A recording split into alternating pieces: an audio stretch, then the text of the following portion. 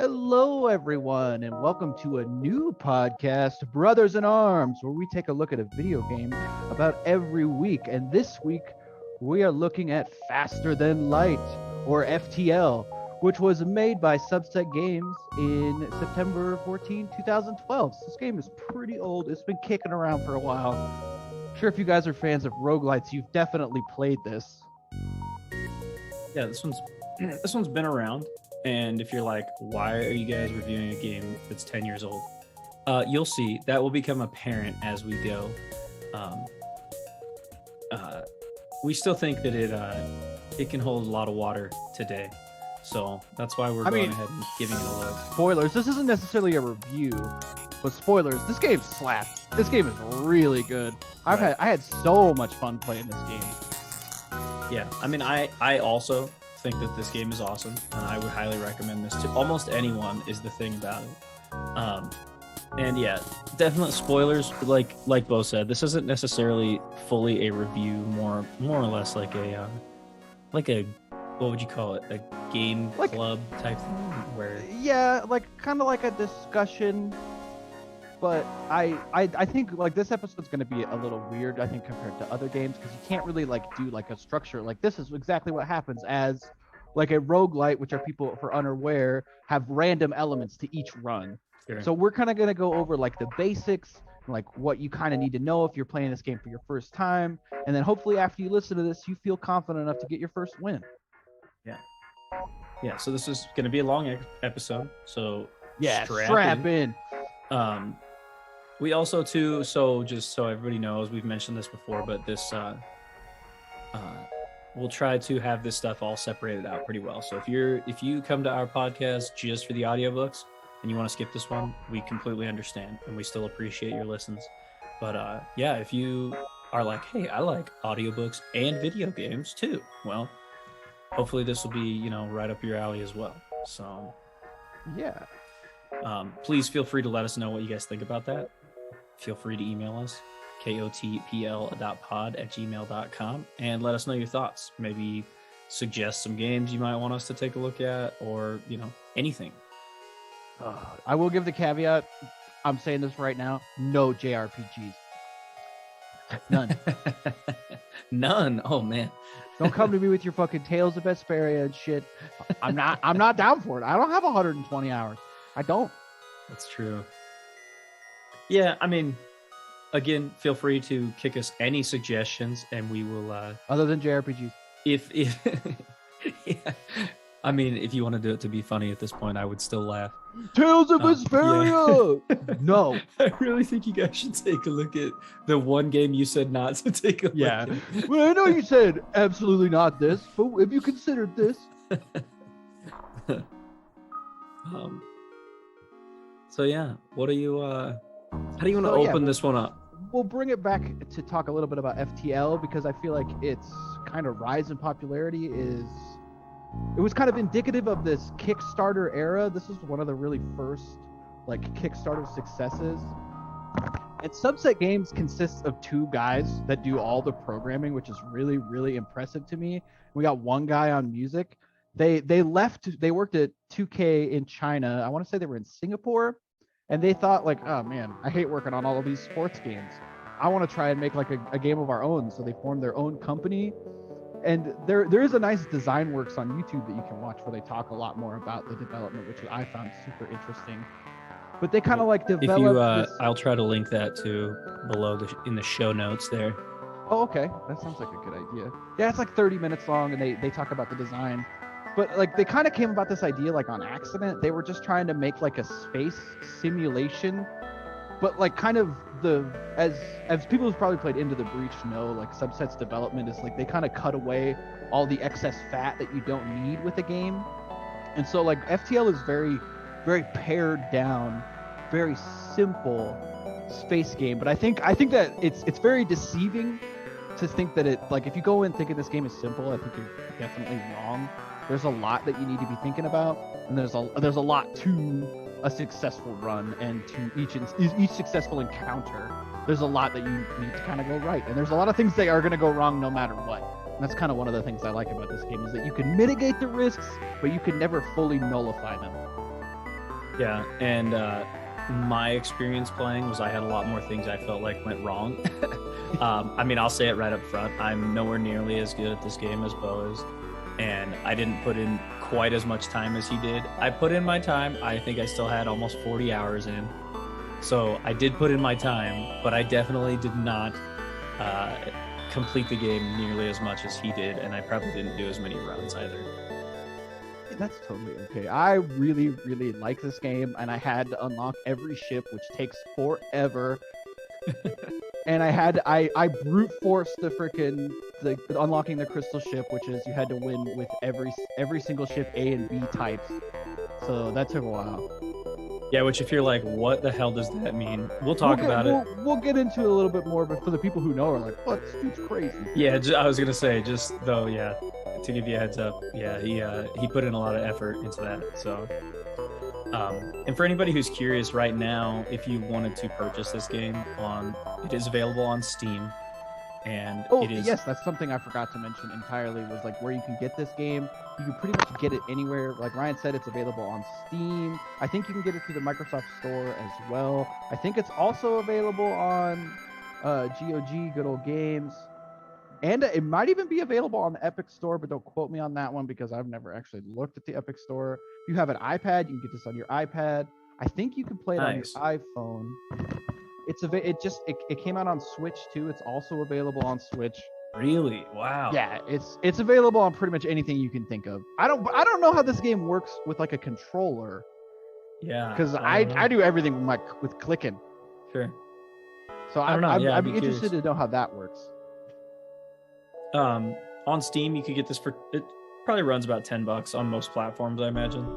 And you can get it on sale sometimes for like 79 cents. I was gonna say, yeah, it goes on sale a lot. If you bought it for $10 though, you wouldn't be doing yourself a disservice.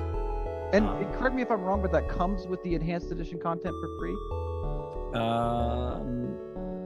I think that all of that stuff is bundled in right now. Like, I don't think you have a choice even to not get the extra content, because I don't see it on here as a separate thing. The only thing that's separate is the soundtrack, and you can buy the soundtrack for $4. Yeah, which let's camp out on the soundtrack for a minute. Oh my god, is it so good? Yeah. Holy cow. Good. Every sector is just like bopping, dude. Like they are all so good. They're like, this is one of the few games where I take my podcast that's in my ears out and just listen to the game itself. Yeah. It's so good. All the tactile sounds between like the lasers hitting your ships or your shields coming back online are so good. Yeah, this game has it looks super simple on the surface. Like if you were to just look at screenshots of it, you'd be like, what are these guys even talking about? I could master this game in an afternoon. Good luck. Yeah. It's much deeper than it looks on the surface, that's for sure. Yeah, it is a very simple game, and really your amount of control is super limited, right? Which one thing I think is super important about this game is that it's real time, but you are able to pause at any moment to kind of collect your thoughts. And this has gotten so ingrained in me that I like play StarCraft. I'm like, oh, I'll just hit space and pause and think for a second. But you can't. Right. Like it feels so natural, don't you think, to just be like, oh, pause. Okay, I got a fire going in the med bay. They hit my weapons are down. Like what should I be doing? Yeah, it definitely it can be really hectic, but yeah, you can definitely pause, take a breather, collect your thoughts, and then try to move forward with the best course of action, which is really cool. Yeah, and this game is kind of, a lot of the time it's like making the best of a bad situation and just trying to limp that run along until the final battle, which we'll get into a little bit more. But now I want to talk about like the individual systems that each ship has and like their role in a run. Does that sound good? Yeah, sounds good to me. So the first one I have down is shields, which almost all the ships come with shields except for the stealth variants, but we'll get into that a little bit more later. And so what shields do is they block one incoming projectile other than missiles. So I mean, shields are pretty important, and I feel like shields are kind of like the main governing barrier between like what tier of ship that you're in. Because like when you get to that next shield level, like when you go from 1 to 2, there are a lot of ships that no longer be able to hurt you. It makes a huge deal. Like each of those ship increments, and shields are special, which we should mention the way that like your ship is powered is you have like a power bank that you were able to allot this power into systems. And shields are special because each tier of shields takes 2 power. So each upgrade you have to upgrade twice to get that next level of shields. Did we just real quick, did we mention like kind of what the point of this game is? Like, no, we didn't at all. Okay, so just to take a step back real quick, the idea in this game is that you are running your own spaceship with a crew of different aliens, okay, which we'll get into that stuff as well, aliens or humans. And the idea is that you are part of a rebel fleet, right? And no, you're part of the Federation. Or I'm sorry, you're fighting. Yeah, that's the interesting part, and that's why I always get it confused, because normally the Federation is not the underdog. Yeah. You're right. You're part of the Federation. And the idea is that these rebels are taking over this kind of galaxy that you're in. And your goal is to reach the end of this sort of stretch of different zones and defeat the rebels' flagship at the end of your run, essentially. Well, what you're doing is you're carrying plans that show, like, if the rebel flagship is killed, they are able to hack the drones that they have to turn them against the rebels. Right. Like those are the plans that you were carrying.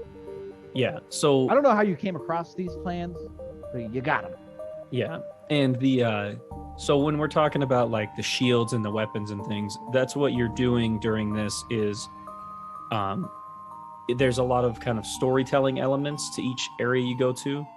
And then there's also obviously encounters you're going to have with other ships that are equipped similarly to you, that are going to fight with you in like you said, in this semi-turn-based real-time strategy-esque fight. And so that's what we mean when we say that you have your shields and your weapons and those things. That's what you're doing through this game, is having these small encounters and trying to defeat these other ships along your way to finding this rebel flagship at the end. And we can even talk more about combat now. So combat as it goes, as systems take damage, whether it's on your ship or their ship follows the same rules as yours, which is one thing I really, really like. Yeah. But like as like we were talking about shields, as your shields take damage directly, so if your shields didn't block it and your hull actually takes damage, the shields become unpowered and you're unable to put power back into that system until they are repaired by either your crew or drones. Right. And your ship is broken down into rooms or zones, and all separated by little like doors, which can also be upgraded later. You can have fires start on your ship, you can have breaches in your hull, which will, since you're in space, that allows there to be no oxygen within the room. Like we said, on the surface, it looks super simple. You'd look at these screenshots of these ships and stuff, and you'd be like, this doesn't look very difficult at all. But super, like, maybe not, what am I looking for? Like, it's not a wide game, but a very deep game. Yeah, that's a very good way to put it. I feel like it's deceptively simple, and if you read the tutorial in this game, it's like embarrassingly simple. Really? No, I haven't. Have you looked at it? It's just one screenshot, and it talks about like. Okay, yeah. Have you seen that? Yeah. And it like talks about the power, and it talks about like how to use your weapons and how to move your crew. And that's it. It doesn't actually talk about like opening doors, upgrading systems, any of that, which is really interesting to me. The game, which I appreciate. Fucking figure it out. Which I appreciate. I mean, I think that I don't think there's enough of that these days. We were just talking about a different game where I was playing, and I'm still in the tutorial almost an hour into the game, which can be fine, but in some instances it's not. Sometimes I just want to hit the ground and let me figure it out. You know what I mean? Right, and I feel like games are unique in the way that they can teach you by you having to try again and iterate on your own. Like, oh, well, that didn't work. What should I try this time? Right. And I think another good way, like this game teaches you, is that because all of the enemies, to a certain extent, follow the same rule set as you can learn from what they are doing as well. Exactly true. You're like, yeah, exactly. And yeah, I mean, you already got me on to talk about the enemies, but there's a lot of stuff that happens on the back end that's kind of interesting too. Well, that's fine. You can jump back into systems. Yeah, since we were talking about systems, so shields, you think we kind of got it? They block stuff. You got to upgrade them. They don't block missiles, and they prevent you from taking damage from beams. Yeah, beams cannot go through them at all, right? Unless it deals like a high amount of damage. The halberd it can beam take. and the glaive beam can go through, but that's it. Right. Yeah.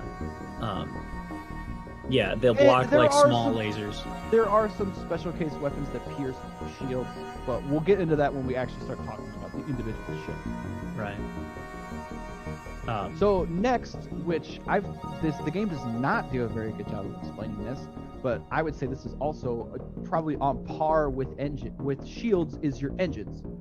So your engines and we forgot to mention too with shields, if your shields are manned by somebody, so you actually have somebody at the shields.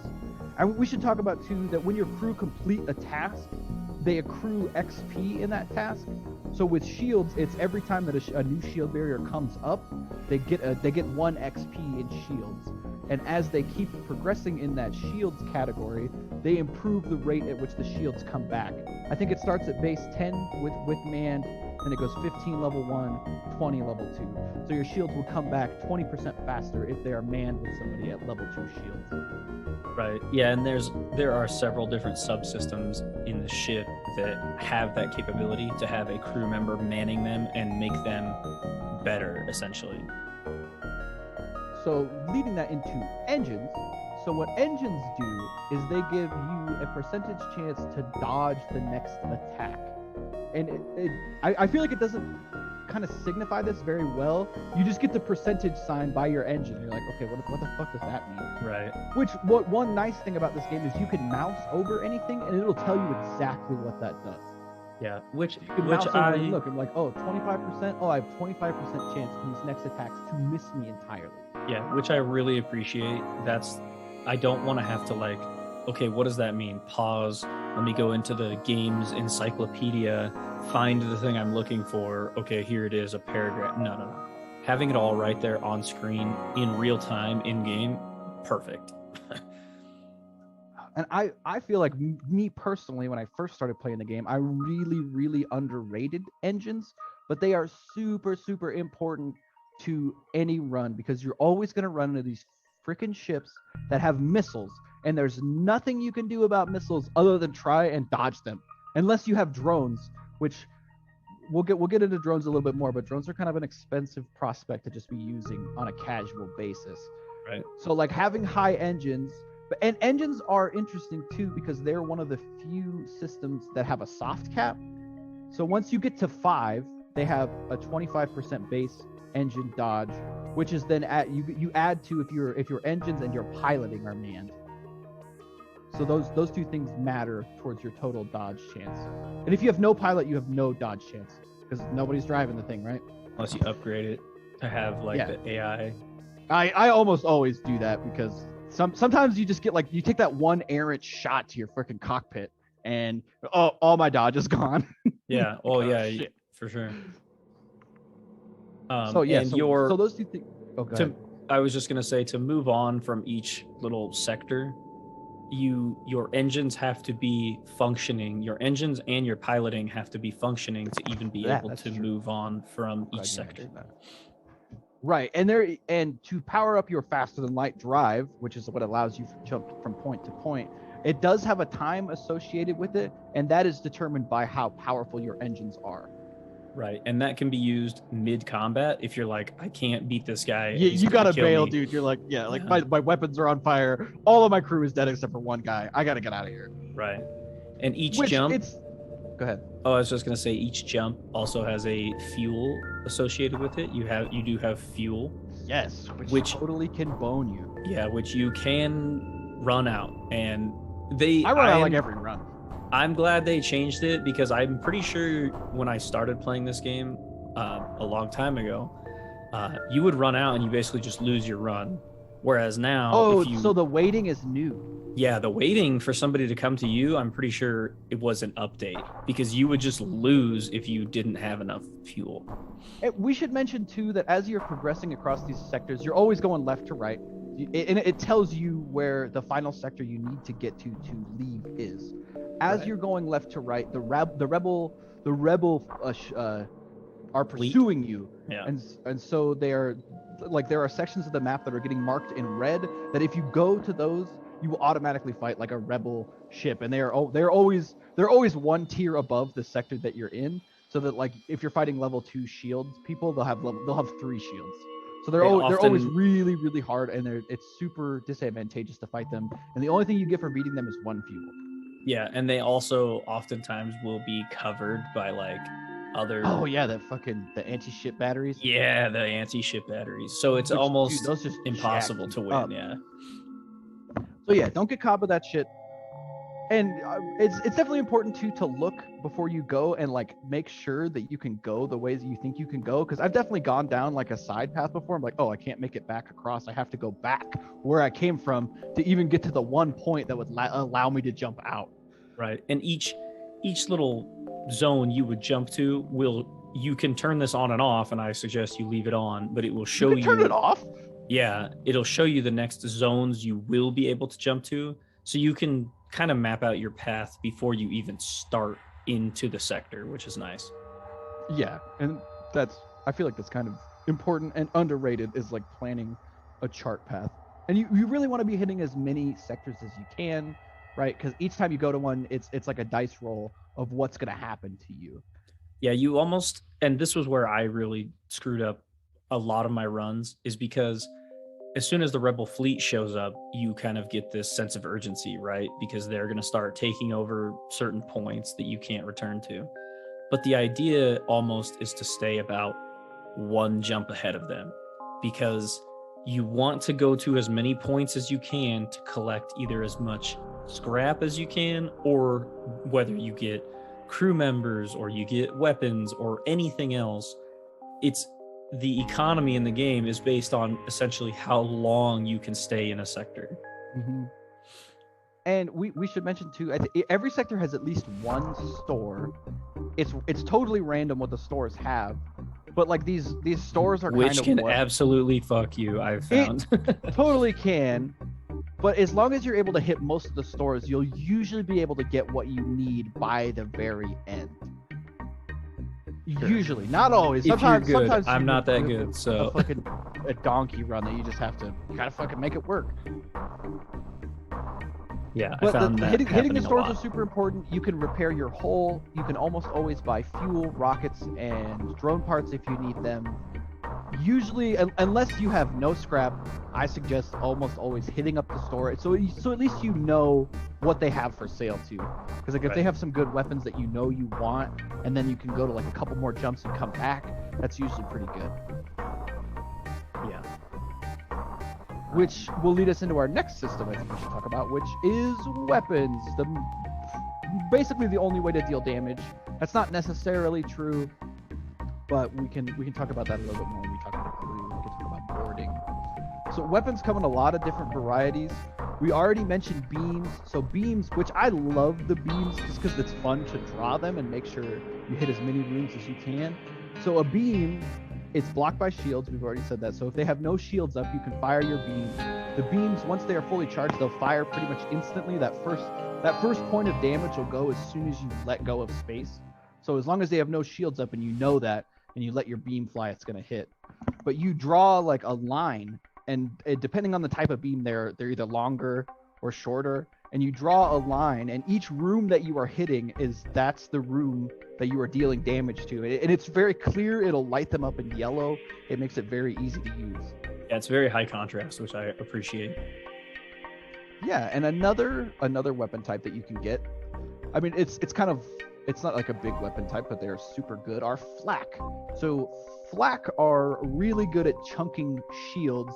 They say they only shoot 3 projectiles, but on doing testing, that's not true. What that means is at maximum they can deal 3 damage to a hull, but they can take even a regular flak can take 4 layers of shield on its own. Yeah, which in the long run is super useful. Yeah, flak are very, very good, especially flak 1. Flak 1 is one of the best weapons in the game. It has one of the lowest charge times. It's super, super useful. We should mention too. Oh, go ahead. I just want to mention this too. So when you are firing these weapons, like you said with the beams, you're drawing these lines, or with like flak, you're picking an individual room. Same with lasers, you're picking an individual room to fire at. So flak actually gives you a big circle of where it's going to land. Of where it has because flak's more like a shotgun, but lasers, you're trying to pick like an individual room. So you can pick an individual system on your enemy's ship to try to take out. Right, yeah. If you want. We should also mention too that each weapon has a kind of firing time that you can see it charging up, and then if you're a noob like me, you leave auto fire on and they'll automatically fire at whatever you have targeted at. That'll get you in a lot of trouble. Yeah, which is why, like I said, I'm not very good at this game, and I didn't take the time that it is almost required to learn how to wait till your weapon's charged, pause the game, then choose what to do with it. I just usually would leave my stuff on auto fire. And there are even more nuances than that, because like coming into our next topic with lasers compared to flak, lasers fire a lot they travel faster than flak does. You fire flak and it takes a minute for it to land. Right. But lasers will like if you fire flak and lasers at the same time, the lasers are always going to hit before the flak does. Yeah. So not necessarily like if you're using flak, you really want to be hitting flak on the shields first, because that's where it's going to be doing the most. So like you layer the flak and then fire up the lasers. You don't want to like layer them perfectly on top of each other. And like Ryan already said, lasers, you can select the room that you want, and there are tons and tons of types of lasers. There are the regular lasers, the heavy lasers, the burst lasers, the charge lasers. There's like so many different kinds. Hull damaging layers, which deal more damage if the room is unoccupied by a system. Oh yeah, which those ones are really hard to use. Yeah. I feel like it's an interesting value proposition to be like, okay, I can deal double damage, but I'm not damaging a system. Yeah, you're not taking a system down or damaging crew members usually. And like we said, so this game is incredibly deep. We are probably just going to skim the surface on a lot of this. Otherwise, we'll probably be here for about 6 hours. But I got my pee jug ready to go. Already got my catheter in, man. What are you talking about? I'll take it out right now. Yeah, so if not even if, there's going to be stuff we miss. So just you can leave your angry comments, but we already know that we're gonna miss stuff. Yeah, you can definitely yell at us. I don't care. Okay, so lasers. Anything we missed? Anything you want to mention? No, I think that for me, lasers were always like a staple for a run. Like they are. I feel like you always kind of want lasers, at least a couple. Yeah, and most ships start usually with a laser. That's not always true. But even like even the most basic laser you start with in the beginning of the game on some of the ships. The burst laser Mark II, like what the Kestrel starts with, is one of the best weapons in the game. Exactly, that's what I was gonna say. It's something that can carry you through like all the way to the end of the game if you want it to. And weapons are kind of interesting. Sorry, I know you were probably going to talk about something else here, but weapons are kind of interesting because I like in my head I kind of have like a tier list, but that I feel like there are no weapons that are entirely useless other than the fucking heal bomb. But other than that, most weapons have like a situational use, and if you're playing around them and kind of know their limitations, you can make pretty much anything work. And I think that lends to good game design for this game, because it wouldn't really be fair for there to be like a weapon that's essentially useless in a game where the weapons are random. You know what I mean? That would be very unfair if like every store you showed up to, it was like, oh great, there's 2 copies of this weapon that are useless. So, and it's, widely known it's useless. This game does a very good job of being like, this might not be great, but situationally, if you do it right, you can make it work. Yeah, and I really appreciate that too. I feel like that's what lends to like how good the replayability is for this game. Sure. It's like, sure, there's like an optimal run that you're always shooting for, but sometimes you fucking go into the final boss with like 3 heavy lasers and a burst laser Mark II, and you gotta make that ship work. Yeah, and that's if you're lucky. If you make it to the final boss. We should also mention too, real quick, that the different ship layouts have a different number of weapons that some of them can equip. Right, and the only difference is 3 or 4. Yeah, so, and I've definitely had that become a problem for me, because I was like, oh man, I found this freaking sweet, I got all these sweet weapons, but I only have 3 slots. So it does make it challenging sometimes. But the total weapon power that you have is the same. Correct, yeah. The difference is, though, that I can't, on some ships, you can't get away with having 1 Vulcan cannon laser and, 2 missiles, because you don't have enough friggin' resources. Right. And so this will come to the next weapon type that we've already talked about a little bit, which are missiles, which deal direct damage. They don't have to go through shields.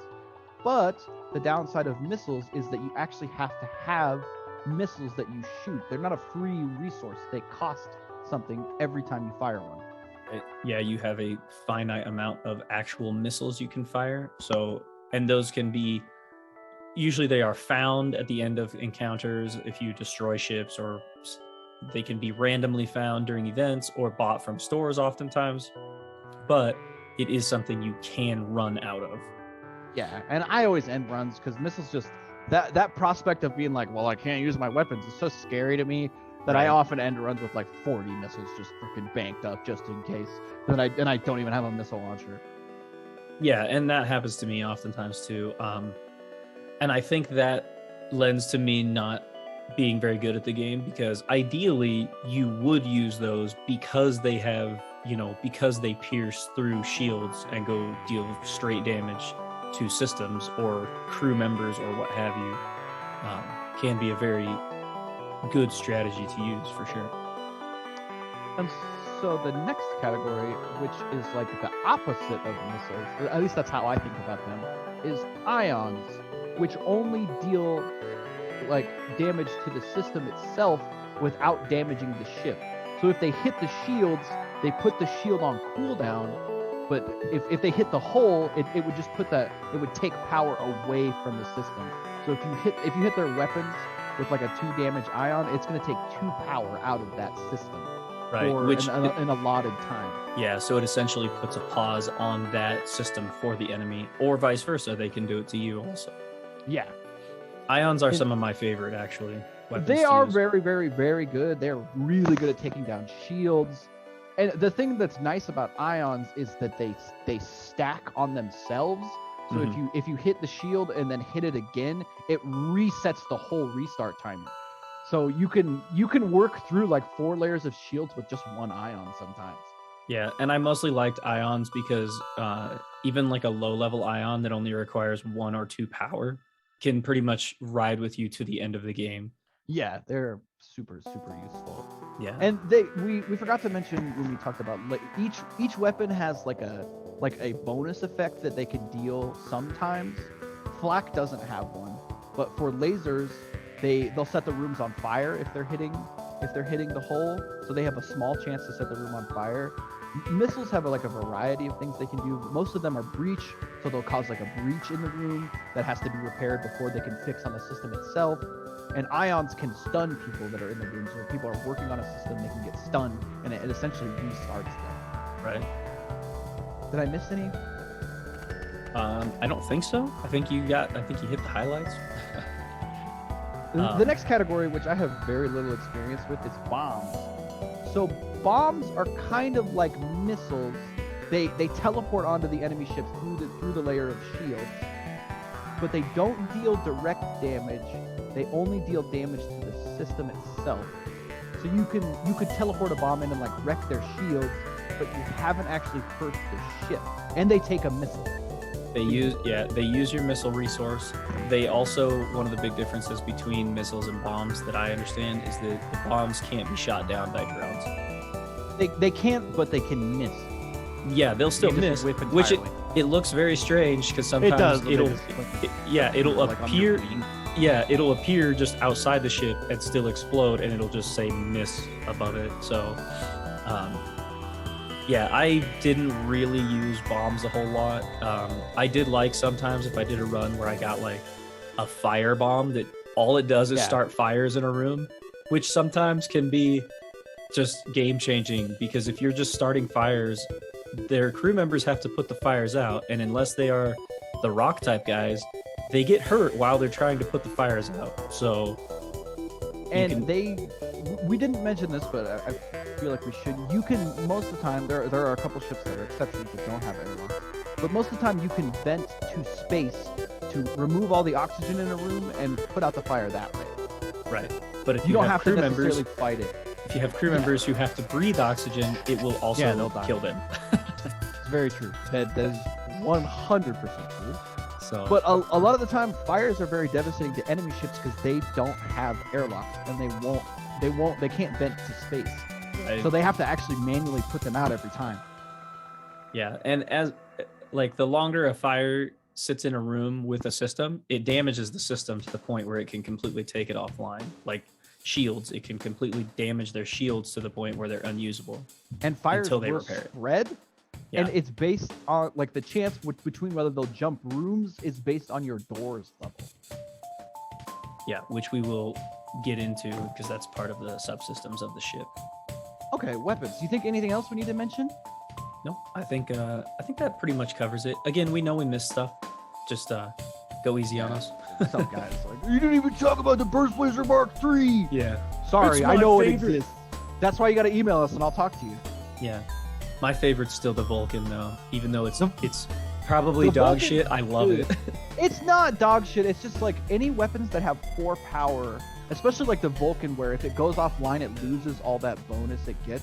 So anybody who doesn't know, the Vulcan, as it shoots, it spins up faster. It's like a minigun. So it's like pew, pew, pew, pew, pew, pew, pew, pew, pew, pew, pew. Ends up shooting really fast. All I know is I've had runs where I have a few of them, and it's so fun. You've had more than one? Yeah, I had one ship where I had just 2 of those. It's all I had. But the problem is, like you said, if they get a missile and they hit your weapon system, guaranteed one of them's going offline. That's like my approach to weapons is usually like a full like gunship. I usually, if I have 4 categories, I want all 4 of those categories full, and then that's the way to do it. and then like as far as it goes on the hotbar, because it'll power them down from left to right. So the weapons that are all the way on the left will get powered down first, and it'll go that way. So usually I put my most valuable things on the left side. So if I'm running, I feel like there are 2 ways I think about weapons. You're either trying to just gun down their shields through pure force. So if you got a lot of flax, a lot of lasers, or you're trying to get their shields down and follow it up with a big beam. So usually I'll put the beam all the way on the left side, because the beam does not doing shit if my other weapons, if my other weapons aren't landing, I might as well not even try to use the beam. So that's why I would want it to go off first, but to power down immediately, because it's the follow up instead of like the main thing. And so that's how I do it. Is I layer them like of importance from like left to right. So like things that need to land are on the left side, and then things that are a little more extraneous are on the right side. Makes sense to me. So next we'll talk about another subsystem that's pretty extensive. There are lots of things that you can get, but I've found very little success with is drones. Yeah, and drones, not all ships start with drones. You do have very few. I think only the NGs start with drones, and I think one of the stealth ship does too. Right. So the drone system, if your ship does not start with it, you will have to find it either at a store, through an event, something like that, on your run, if you do want to use any type of drones, which drones are also a finite resource. They take, each time you deploy a drone, it will use up this resource of drone parts. Yeah, and drones can do a variety of things. There are offensive drones, which are essentially like laser beams that fly around. So you have like a laser drone that basically shoots like your laser when it goes against their shield, but it shoots automatically. And the thing I don't like about drones is you can't control them. So like what they're doing a lot of the time might not be very useful. Yeah, they're very sporadic, and the little drone will appear over the enemy ship if it's one that attacks the enemy ship, and you'll see it. It just like floats around, takes little pot shots here and there at random points on the ship. Can be very useful, but they can also accidentally fly in front of the enemy's lasers by that shoots, and it'll take the drone out just Which can randomly. be useful. I've definitely won the flagship using the drone before and it blocking the missiles as they come. Oh, And sure. those missiles don't actually land. But I don't know if you knew this, but your projectiles can collide mid-air. Like your lasers can hit their lasers and they both stop. I did not know that. That's crazy. Yeah, all that stuff is actually being simulated, which is really crazy when you look at how simple this game is. Right. There's also drones that you can get that are defensive for your own ship that will hover around your ship and either. In my opinion, the only fucking useful one. Right. Yeah. It can sometimes shoot down enemy drones. It can shoot down. Some of them can shoot down projectiles such as missiles or lasers, or flak or asteroids if you're in an asteroid field, which we will get to.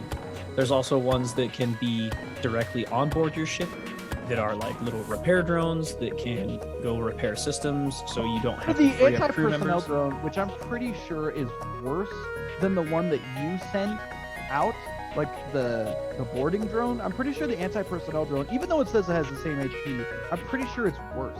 It doesn't feels- last very long. Yeah, it doesn't last very long, which was disappointing to me.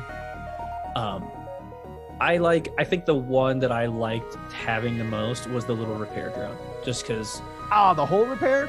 Yeah, just because it frees up your crew members. You know, if something does happen, I like that he'll just. Oh no, you're talking about the system repair drone. I'm sorry. No, the system repair. Yeah, where he'll just like he just is a little freaking looks like Claptrap from.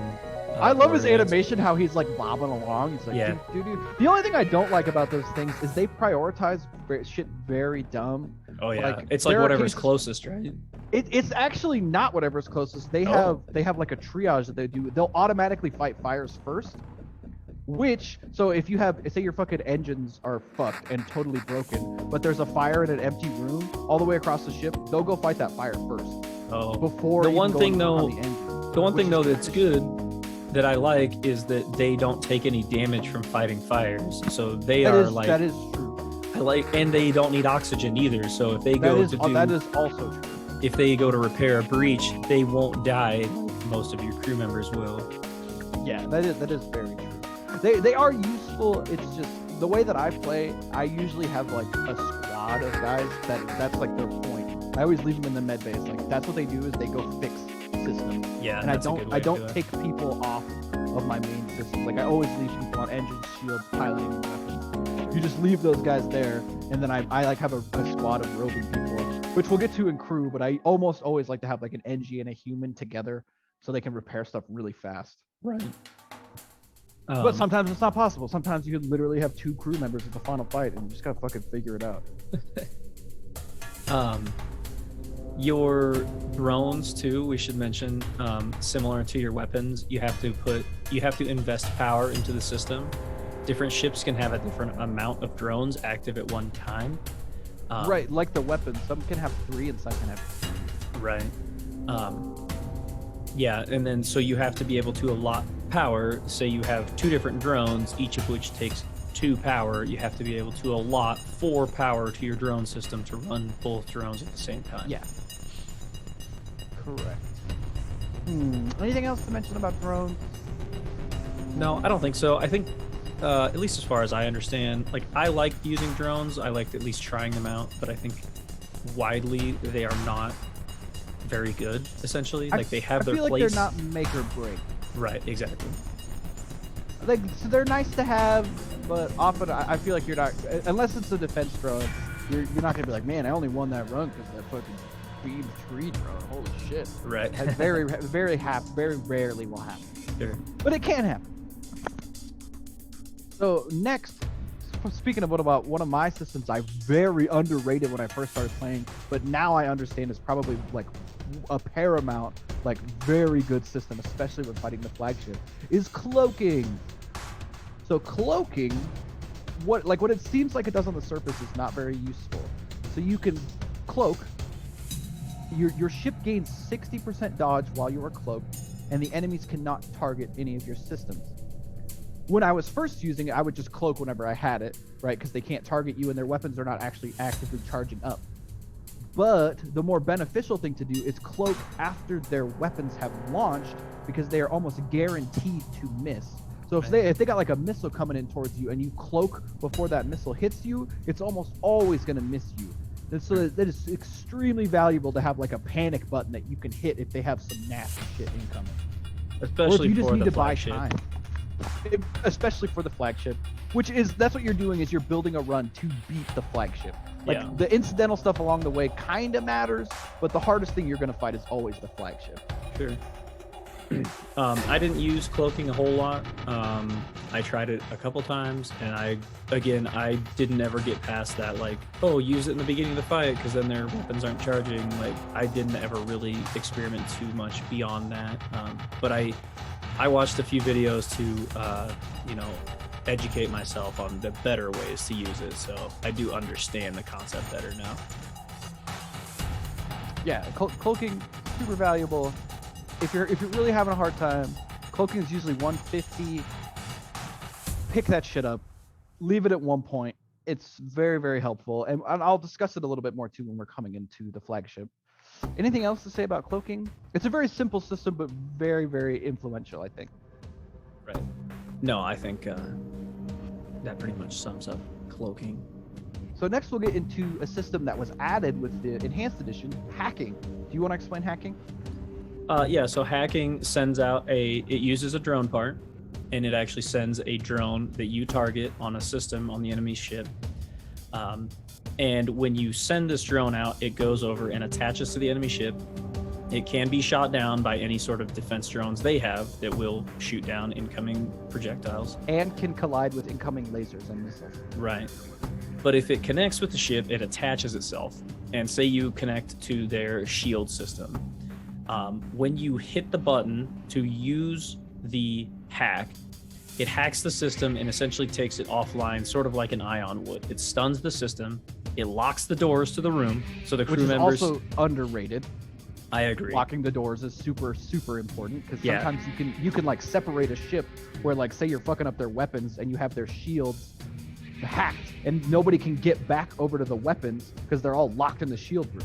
Right. Or if you start a fire in the room, then you lock the room so those guys cannot escape. It has its uses. Again, I don't think, like, probably not a make or break for a run, but I did have a lot of fun using hacking. Pretty booty, dude. Like, especially in like the first and third phase of the flagship, because the second phase they have that anti-drone drone, which makes it almost impossible to land a hack. Right. But I think hacking, if you have a low damage run, hacking their shields is super, super valuable, just to kind of like open them up to like one salvo, and then they're weaker from there, right? So you can kind of keep compounding. Yeah, hacking is super important. I liked hacking a lot. Not like game breaking, but it's good. I would say, like, if you can't have cloaking, hacking's pretty good too. Yeah, I really liked using hacking, and the enemies will use it against you as well, which is a pain in the ass. Sometimes they absolutely fuck you. Yeah, but yeah, I liked it, and there's very few ships that start with hacking, so it's usually something you'll have to pick up on your own.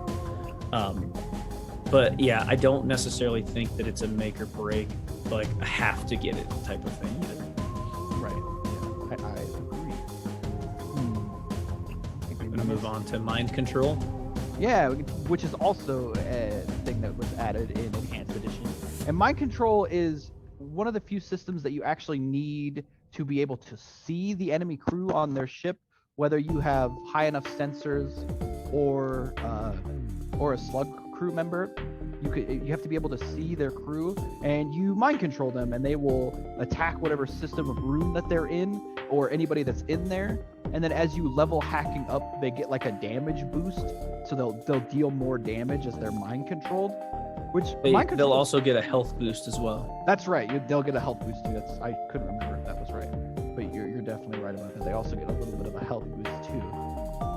Mind control is useful but I often find the use case of being able to see their ship kind of limiting, because you have to kind of either upgrade your sensors, which can just be lost scrap a lot of the time, Sure. or you already have slug people and it's not a big deal. But like the use case for it is not always super useful. I mean, you can, if they board you, you can hack the crew that board you. That's what I was gonna say. Yeah, is that I found myself using it more often defensively. Like if you're in a Mantis territory and you knew they were gonna board you, then as soon as they board, you just mind control the other guy and they fight each other essentially, which I found pretty useful. It's when it's useful, it's super useful. But when you can't use it, it's just like dead power. Yeah, definitely a very situational. Like I don't think you can like build a run around mind control at all. It is valuable if you have like a boarding party that you're using and you use mind control in conjunction with that. Okay, like it's sure. gonna kind of juice both of them up to be a little bit like punch above their weight where they normally would. So it is. There are some cases where I feel like it's always useful, like especially if you're running any of those Mantis ships or like the Crystal B, that like your stock and trade is boarding. It goes well. It goes really well with that. Sure. I'm noticing too. I forgot some freaking systems on here. Do we want to talk about like Medbay and Clone Bay real quick? Yeah, sure. So I forgot to put them on here.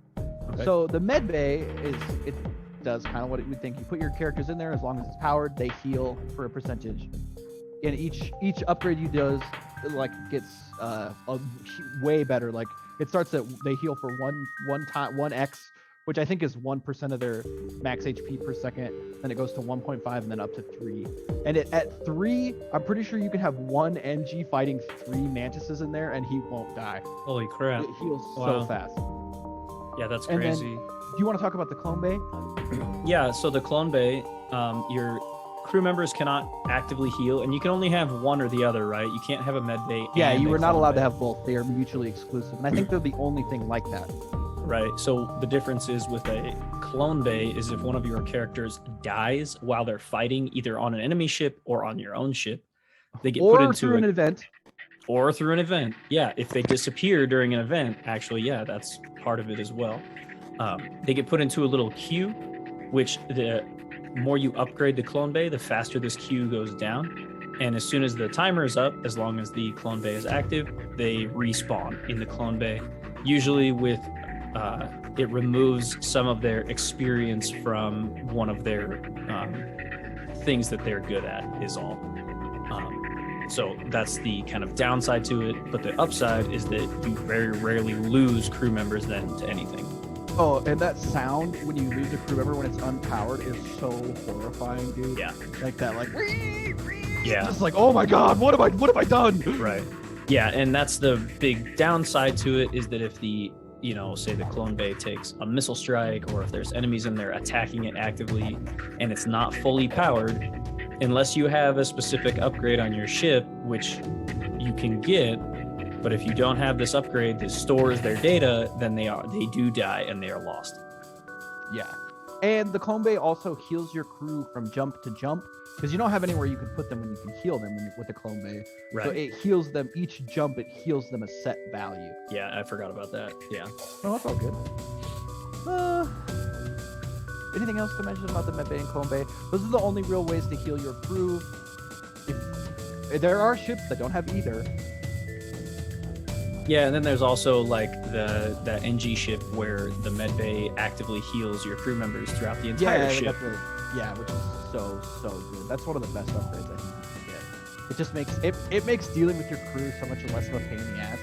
Because like if you have the Clone Bay, sure, after like a fight, sure everybody's hurt, but you go to the next jump, they're probably gonna be healed to full. But like if you had like a really scrappy fight where you took a bunch of damage, you kind of just gotta do this freaking med bay conga line where you have like people waiting outside. Yeah. And put everybody in and then like bring everybody into the med bay, keep going. Right.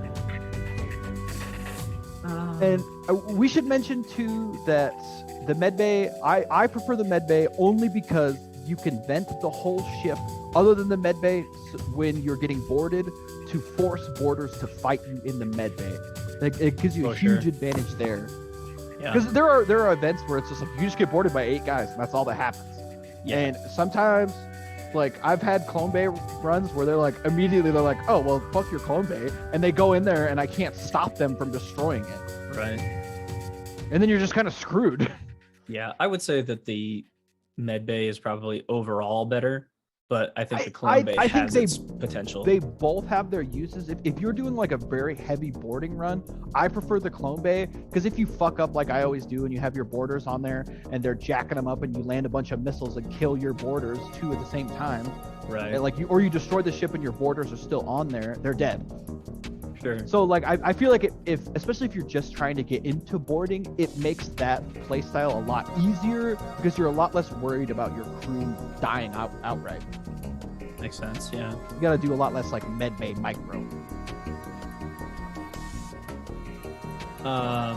You know, talk about doors. This is getting into subsystems a little bit. Yeah, so these are systems that don't actually have power that you allot to them. They are just, as long as they are repaired, they are operational. Right. So doors, which is like one of the main ways that you can interact with your ship, is you can open and close them. And as you upgrade them, they restrict who can go through them. So if you have level 1 doors and get boarded, they can go through your ship automatically. You can still open and close the doors, but they don't stop anybody. But as you get tier 2 doors, they have to actually break through them. So you can vent them and like wear them down as they break through the doors. Yeah. And doors also, like, you could upgrade them 3 times, but then you can also have a crew member manning it to give it a 4th level, which makes it like super blast doors, which is actually really good for stopping fires and stopping other boarders from getting through your ship. And I like the way that they visually indicate that they are upgraded, is they have more lines drawn through them. Yeah, so like simple, you get the tier yet so 1 effective. and they have like 2 lines. The tier 3s have like 5 lines, and the blast doors is just a bunch of lines. Yeah, super effective though, like visual indicator. I really and like you can tell by looking at an enemy ship what kind of doors they have. Yeah. I forgot to mention sensors on here. I talked about them a little bit, but sensors allow you to see rooms that people aren't in, like on your ship, so you're able to see like the whole layout, so you can see like fires and stuff if there's nobody in there. There are some ships that don't have any sensors. Sensors are kind of important, but as long as you're playing with audio, I feel like you can kind of tell, because this game is amazing with its audio design, that if there's a fire going, you can hear it crackling away. So even if your sensors are broken, you can kind of like pinpoint where that fire is just by moving your crew around. Yeah, although I've definitely had it happen where I finish a fight and I'm like, oh, I can hear a fire, and I walk into a room that literally has 4 squares of fire, and my crew member's like, no, can't handle it. Like, just open up all the doors, vent that shit. I know. Sensors also, when you get them upgraded high enough, which they are another one, just like doors, you can upgrade them to 3. And then you can also put a crew member on them to man them, to give them a 4th upgrade, which will, at higher levels, it allows you to see on board the enemy ship as well. And then at the highest level, it allows you to see the enemy's weapon charge rates also. Yeah, that is. Which is useful, but the weapons also have like a visual indicator on the side of them that you can tell. Like if you play this game enough like me, you can just tell by looking at them, you're like, oh, that missile's gonna fire here in a couple seconds, just because of how the color is changing on the weapon itself. Yeah. I feel like sensors are kind of like a noob trap. They sound super, super useful, but like the more that you play, the less you kind of require them. Sure. I would agree with that. And the next system, which is not super important, but if you don't have it, you will lose, is oxygen. Yeah, so you have an O2. Go ahead.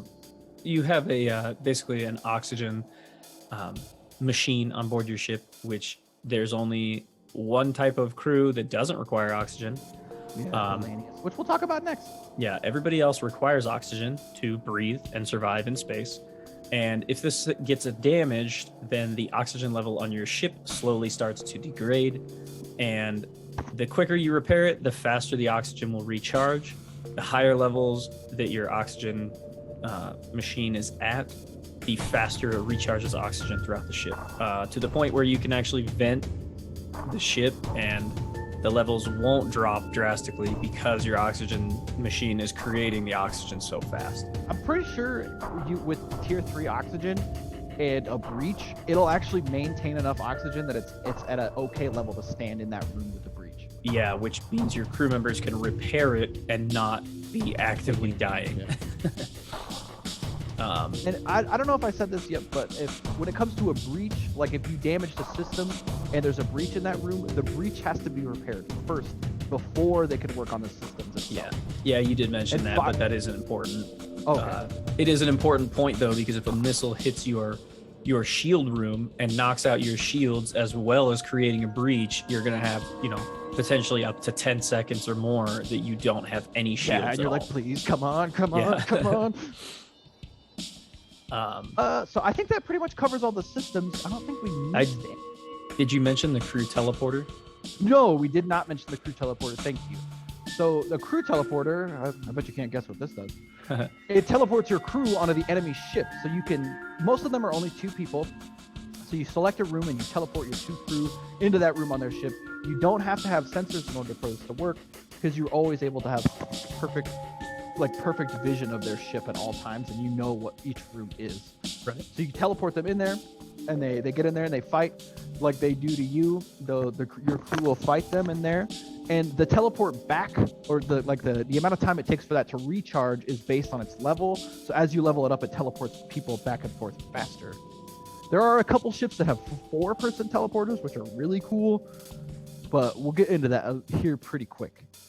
Yeah, this wasn't something I actually messed around with very much in my time with the game, but I do think this is like a strategy you can build a ship around and you win the game with it almost. You definitely can, and a boarding run is so much different than another run. Something we should mention is if you kill all the crew on an enemy ship, you get substantially more scrap. Yeah, because you essentially didn't destroy their ship, so you are earning a lot more by killing the crew, which you can do either through boarding or setting everything on fire or using, anti-personnel bombs, things like that. Yeah. So when you're boarding, it kind of changes the game. So like the big priority is like, okay, do they have a med bay or do they have a clone bay? Disable that and then like let my crew kind of fight it out. Yeah. Like I said, I didn't get a whole lot of experience with this, but I tried to educate myself by watching other people do it so that I didn't have to. Boarding that's like the highest attention play, because you got to be watching your crew's health very, very closely. Right. And especially if you have like a med bay instead of a clone bay, like, okay, like how long can I leave them before I take them out of there, like right at the last second, get them healed up. It changes the game, and it kind of makes it not more fun, it's just different, because you're not worried about destroying their ship, you're worried about destroying their crew, which it's like a whole different game mode almost, it feels like to me. Which I think leads perfectly into our next topic, the crew that are available to you. So if you just started playing this game for the first time, all you're really going to be familiar with are humans, which even the game says are boring. Humans are their only specialty is that they take less experience to level up and everything, but they are pretty much base. They don't have any like special factors to them. They repair at normal speed, they put fires out at normal speed, they deal with oxygen deprivation just like everybody else. They don't have really anything special about them. They're sort of like a jack of all trades but master of none, essentially, is how I see them. They are useful at everything, but they don't excel at anything. Oh, right. That is very true. Which is definitely not how all humans are. Yeah, that's true. That is true. Then the other race is rockmen, right? Yep. Who are immune to fire, so that's something they have going for them.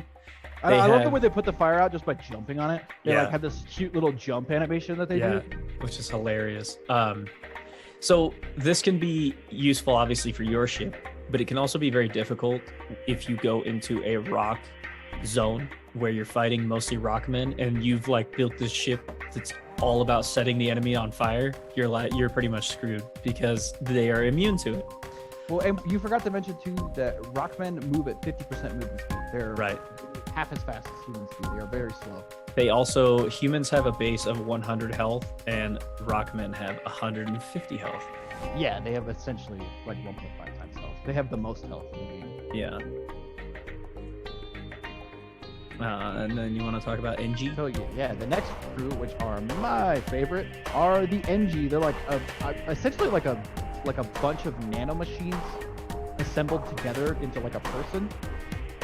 And they are very useful because they repair at twice the rate, but they deal half the damage in combat. This is kind of their downside. Right. Yeah. But So if you get boarded, I find NG you're to be in the trouble. most valuable. Yeah, Yeah, I if think you get NG boarded, you're in trouble unless you vent them all and bring them into the med bay, and it doesn't matter. Right. I like NG as well, but that does make it difficult in a run if you do get boarded. It can, but as long as you got them doors level 2, you're probably going to be okay. And I love, like I said earlier, I like to have like a repair crew of at least just one NG who can move around the ship and fix stuff on his own. It makes such a big difference. Somebody that repairs essentially as fast as 2 humans in one it makes such a big difference. For sure. And I'll do this a little bit out of order from your notes, but I'll roll into the next race, which is the Mantis.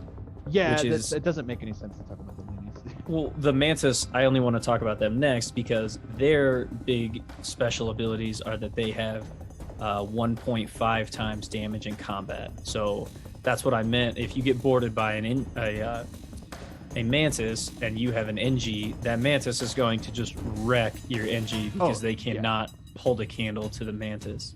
The Mantis also move at 1.2 times speed throughout the ship, so they also are fast.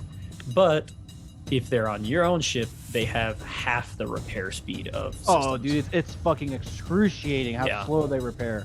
For sure. Oh my god, it's so bad.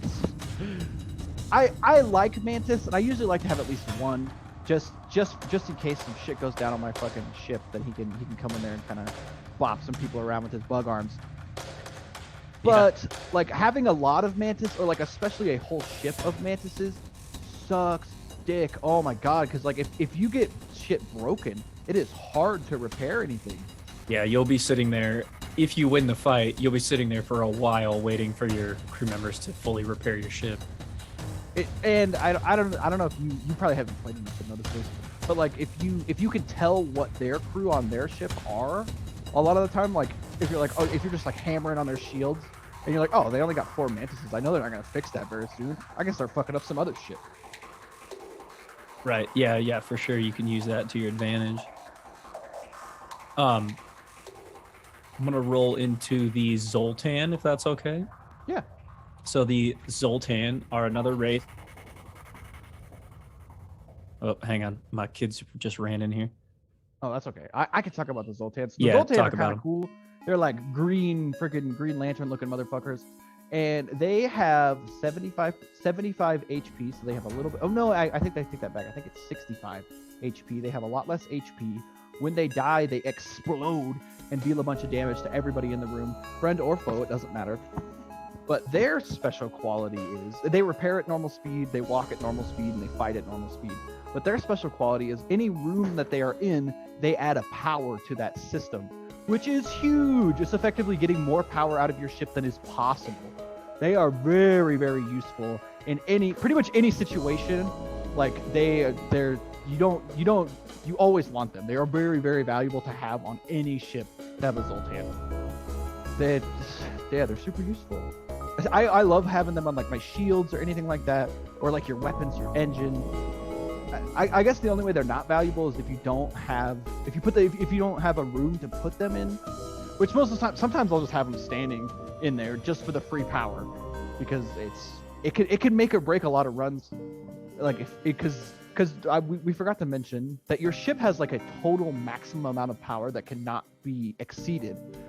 But with a Zoltan, you're essentially getting 1 extra power out of your system, which is super, super valuable. Sometimes I feel like it'll take you from some thresholds. And they are cool too. Like if your med bay is powered down, you can just walk them in there and power it up for everybody that's in there. Yeah, super cool. Yeah, they're one of my favorite crew. Like between them and NG, they're like, if I see them in a store, I almost always buy them. Yeah, I think especially for the extra power. So like if you have weapon that has only requires 1 power, as long as he's standing in the room, you always have a weapon online. But they can't make the system exceed its maximum power though. So like if you have 8 power in that system and you put 8 power in there and then put him in that room, it can't go to 9. Right. It doesn't work like that.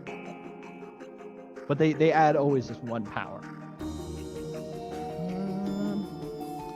We'll talk about the slugs.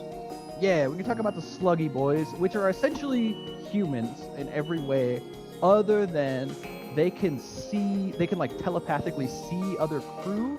So you can see the enemy crew on the enemy ship. They like show up as little red dots. Not red dots. It actually shows what kind of person they are. So you can tell if they're human or mantis or rock or crystal or whatever. Right. You can tell by looking at them, and they are immune to mind control. Slugs. Yep. 1 slug is good, but 2 slugs, you don't get any extra benefit.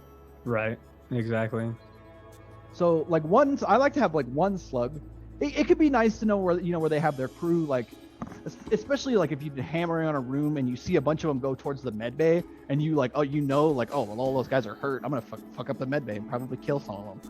Like you can kind of know that. I mean, they're not like insanely valuable, but if I get one, I'm like, oh, nice. And they do enable like a mind control run where you don't need good sensors if you have slug boys. Right, and I think this is something we'll talk about in a little bit, but I think slugs probably have the most blue options in the game. Like they have a ton of blue options. So it is good to have at least 1.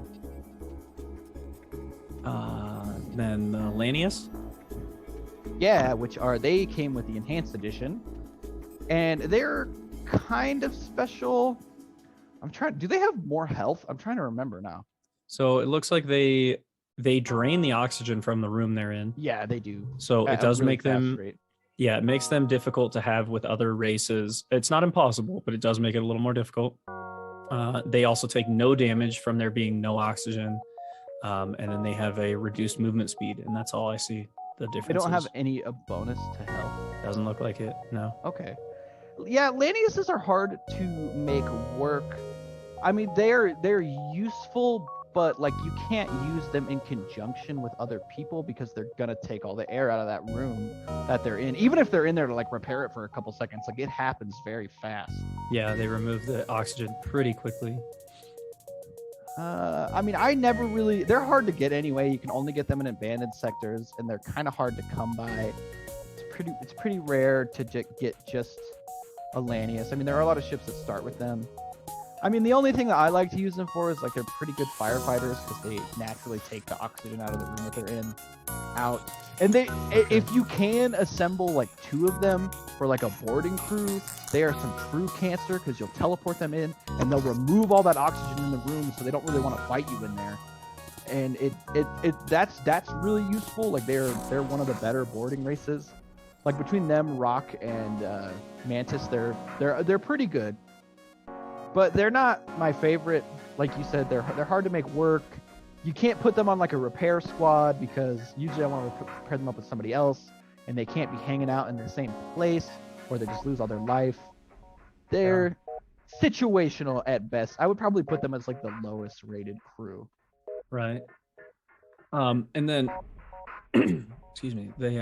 I noticed you don't have this in the notes, but there is Oh, the crystal guys? Crystal crew members? Yeah. I didn't have any experience with these at all, so. Yeah, the crystals are kind of like a mix between like a rock and kind of their own thing. They're one of the only characters that have an ability that you can use.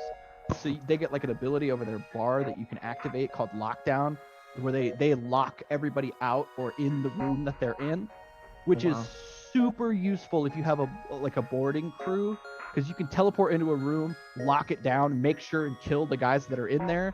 So like if you're coming into a situation where it's like 2 on 4, right? They have 4 crew and you're teleporting in 2, you can make sure and separate one of them so you kill him off. And it makes boarding a lot simpler, and you can use it on your ship too. Like if you have, like if you're in like the Kestrel ship where they have to get through the weapons to go to the engines, and they're trying to go through there, you could lock down the room so they can't go through there. It's something I wish they would do more of like their crew having special abilities, because it kind of changes the game in a huge way. And they also Yeah. take reduced damage from no oxygen, and they have 125 HP, and they move at 75% speed. Right. Yeah, I'm surprised they didn't do that with more races where they have actual activatable abilities for each crew member. And I don't want to get into this too much because this is a whole different topic, but the modding scene for this game is unreal. Yeah. It's crazy.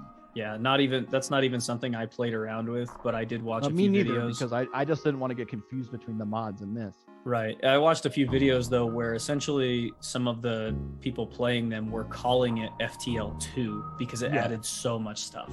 So that's one of the main things they play with is the crew abilities. There are lots and lots and lots of crew abilities. I think that about does it for crew. Super, super valuable. Having a big crew is always advantageous. How many can you have? 8? I think so. Are all the ships the same? Can you Yeah. have 8 on every ship? Okay. Yeah, 8 sounds correct to me. So yeah, you can never have more than 8. I'm always rolling thick with crew. I'm usually picking them up if I see them. Just because those emergency situations when you have 5 hands on deck instead of 3, and you're able to kind of multi-prong approach things, make it a lot easier. Yeah. Crew, I think so too. super valuable. Pick up your crew, treat them nice. Don't let them die like I always do. Yeah, well, and you want to get them early on too, because like we talked about earlier, they level up in certain skills. So the sooner you can get somebody on your shields or your engine or your weapons, the faster they will level up to max. Therefore, getting a lot more benefit out of that system. Yeah, that is very, very true. Okay, what's next here? Oh, you ready to start talking about the ships? Yeah. I mean, we could probably spend like an hour talking about these, but let's. I think we could just give a general idea of each one. Don't you think? Yeah, we'll just talk about the bases. We won't even talk about the A, B, and C varieties. Right. So the first ship you're gonna unlock that everybody starts with is the Kestrel, which is a super basic ship. Starts with 3 humans, and it also starts with. It's got your basic engines, weapons, shields, piloting, all that stuff. Pretty basic, but it starts with a burst laser Mark II and an Artemis, I think that's what that's called. Yeah, for the missile. And that's one of the unique ones that you actually cannot buy for 1 power. And doesn't its laser Mark II, is it like, correct me if I'm wrong, isn't it better though than like one you would buy? Because doesn't it shoot 3 shots instead of only 2? All burst laser Mark II shoot 3. Oh, okay. All right. Maybe I was thinking of something else. It goes burst laser 1 would shoot 2, burst laser Mark II would shoot 3, and then burst laser Mark 3s would shoot 5. Right. Okay. Yeah. So, like you said, Kestrel is going to be the only ship you start with, also in the game. So you're going to have to get pretty familiar with this ship as you go, because you're probably going to be playing with it for a while. It took me an embarrassingly long time to get a freaking win with the Kestrel. I don't know. I don't know what it is about that ship. I don't like it very much. I feel like it's too big. It's too big, and the airlocks are in awkward spots. I agree. Let's probably enough about that. Let's move on. We'll just mention too that each one. So you're going to start with the Kestrel layout A, but there is layouts B and C for most ships, which all that does is the ship looks the same essentially, but the rooms might be in different locations, and you're going to start with whether it's a different weapon, whether it's different crew members, whether it's different systems to begin with. So for each ship, there's also going to be variants that you will unlock throughout the game, and it might take a long time. You might have to specifically dedicate a run to unlocking a layout. Oh yeah, you kind of have to. Yeah, if you want a different layout for that ship. So, and the way to unlock the B type is to get 2 of the 3 achievements. Each ship variety comes with 3 achievements. The way to get the C type is to take the B ship all the way to Sector 8, and Sector 8 is the flagship. Right. The final sector. Yeah, so just know that too. We're not going to go into super detail about each. Because I could spend hours being like, well, you see, the B type, I like it a little bit better because it comes with a rock instead of a human here. Right. Like I could spend hours doing that, and if you guys are interested in that, I'll make a video by myself. I don't care. I was I'll gonna do one say, where I just talk about the ships. yeah, you could probably do an offshoot. Like, you could probably do a podcast or a video series dedicated just to FTL, because there's enough content here to cover you for several years of content. So Yeah, and this game slaps. Check it out. But anyway, so next we'll move on to the NG ship, which these are some of the ships I don't like because Ryan already mentioned they have the special caveat of only having 3 weapon slots, but they also have 3 drone slots. But so this NG ship, it has the NG A has 2 NGs, 1 human, and it starts with the Ion 2.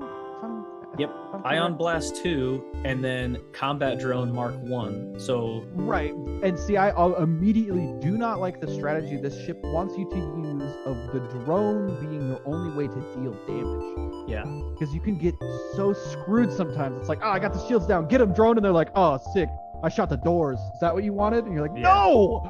Now we're getting hit by missiles. God damn it, you piece of shit. And the timing on this one is hard because you definitely have to do the coordination between the Ion and the drone, which is kind of hard because the drone essentially fires sort of randomly and sporadically. I've definitely had it line up before where my Ion hits and then the shields come up and then the drone shoots and the drone's shield. like, don't worry, I got you. Yeah, and then the like, Ion no, comes in again turd. and hits the shield immediately. Yeah, it does make for a pretty difficult strategy. Even though this is the first ship I was actually able to beat the game with. Same here. We should mention too that this one has the NG medbot dispersal, so everybody's getting healed as long as your med bay is powered up and they don't have to be in there. It is at a hugely reduced rate, but it makes such a big difference. Yeah, and that NG medbot deal is, we kind of didn't mention this, but those are ship augmentations. Each ship can have 3 augmentations at a time, and there is a vast list of them. We probably won't even be able to get into it because there is a lot of them. Tons of them, and sometimes they don't do as much as you would hope. Right. But so are you ready to move on? I would just say that with the augmentations, those are some of the systems in this game where some of them are very, very useful and some of them are worthless, which surprises me that they did that. Well, see, now you're going to be talking about this shit. They are all very, very, very situational. Like in certain situations, like this augment is like the best thing you could want. But then sometimes in other ships, it doesn't do anything. It's totally useless. Right. They're just super, super situational, and they're not really something you can plan for. Like, oh, I'm going to get this, and then I'm going to be good. It doesn't really work like that because you often get them randomly after completing an encounter. Like, oh, you can take this, and you're like, oh, sick. The thing where my FTL charges twice as fast. It's so useful. Right. When I'm trying to beat every ship, it doesn't really work that well. But they can be sold at stores, so they can be sold. That is true. You can. We forgot to mention that you can sell stuff for half of its scrap value, which a lot of the times, so if you're getting like dumpster weapons from a combat encounter, it's usually advantageous because you can turn around and sell that thing for like 35 scrap. Right. Yeah. So you want to move on to the Federation ship? Federation cruiser? Were you able to play with any of these? I did unlock the Federation cruiser. This was one that I did have. I like the Federation cruiser. It starts with 4 crew, which is really nice. It starts with 1 human, 1 Manus, 1 Rockman, and 1 NG. Which is a good... Yeah. Which we'll talk about after this, but that helps a lot with a lot of the blue events.